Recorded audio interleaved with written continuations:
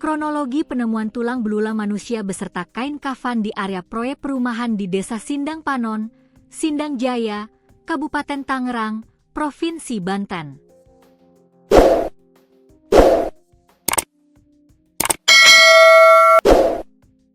Penemuan tersebut sempat menghebohkan warga sekitar perumahan Suvarna Sutera, Kecamatan Sindang Jaya, hingga viral di media sosial. Dalam video yang beredar, terlihat sejumlah kain kafan berserakan di beberapa titik di Sindang Jaya pada Minggu, 28 September 2025. Tepatnya di lahan kosong yang diketahui merupakan bekas galian tanah di Sindang Jaya. Kain-kain yang berserakan itu tercampur tanah galian, namun kondisinya masih utuh dan warnanya relatif terang. Dikutip dari Tribun Banten, terlihat juga tulang belulang yang diduga kerangka manusia dan berserakan di sekitar lokasi. Kondisi tulang belulang tersebut sudah rapuh dan hancur. Menurut keterangan warga sekitar, Sukayah, tulang belulang dan kain kafan pertama kali ditemukan oleh anak-anak yang sedang bermain layangan. Kemarin ada anak-anak yang main layangan di situ pagi-pagi, terus nemuin itu. Udah bikin heboh warga sini, katanya saat dikonfirmasi, Senin, 29 September 2025. Sukayah menjelaskan area penemuan tulang belulang itu, dulunya merupakan lahan yang digunakan sebagai tempat pemakaman warga. Sebelum digali, ahli waris disebut sudah memindahkan jenazah ke tempat pemakaman umum, TPU, Kendal Bubuhan yang berada di Kecamatan Sindang Jaya.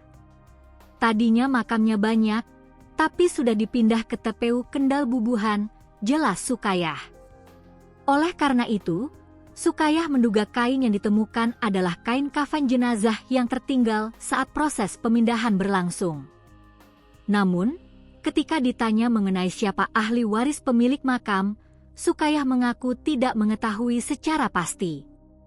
Kalau untuk siapa pemilik makamnya, saya nggak tahu. Tapi mungkin yang ini, kain dan tulang belulang, nggak kebawa pindah, ucapnya.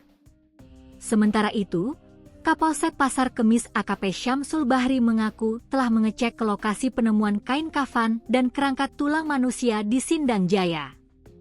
Syamsul menjelaskan pihaknya juga sudah meminta keterangan sejumlah saksi di lokasi.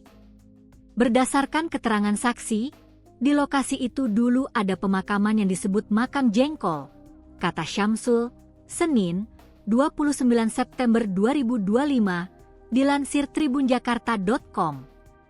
Menurut ahli waris, kata Syamsul, sudah dilakukan pemindahan makam sekitar 25 hingga 30 makam. Karena sudah dilakukan pemindahan makam, maka bersepakat lokasi untuk digarap, terang Kapolsek. Syamsul menyebut sebelumnya tidak ada pemberitahuan bahwa di area proyek itu masih ada makam yang belum dipindahkan. Kini, menurut Syamsul, pihak pengembang telah berkoordinasi dengan pemerintah setempat untuk mengurus kain kafan dan tulang tersebut. Selanjutnya, temuan kain kafan dan tulang manusia akan kembali dimakamkan sebagai mestinya di lokasi yang aman. Polisi pun mengimbau kepada pelaksana proyek untuk lebih berhati-hati dan segera melapor bila kembali ditemukan hal serupa.